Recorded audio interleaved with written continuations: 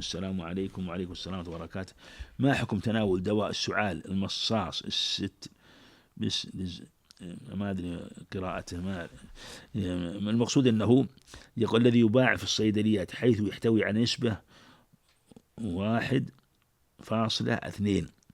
يعني كأنه 1% و2 ملي غرام من ثنائي كلوروبنزين والكحول، ولا أعلم إذا يعتبر من الكحول المسكرة، حيث الموقع تكتب أنه اسم علمي فقط، ولكن في حيرة حيث كنت أتناوله سنين وتوقفت بعد علمت باحتوائه على هذه المادة، وعلم أنه أن يوجد بديل علمت به لا يحتوي على المادة.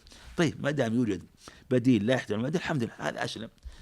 لكن لو لم يوجد إلا هذا فلا يظهر في استعماله شيء. أولا أنه ليس متيقن أنه مسكر. الأمر الثاني أنها نسبة أدخلت فيه، وهذه النسبة على هذا القدر إذا كانت مستحيلة وكانت للحفظ ولم تكن مختلطة ولا مؤثرة فلا تأثير لها. الأمر الثالث أن مثل هذه الأدوية التي توجد في هذه المادة وتكون دواء متعينا ولا يجد إنسان دواء بديل ولو لم يستعمل الضرر، يجوز استعماله للضرورة في مثل هذه الحال.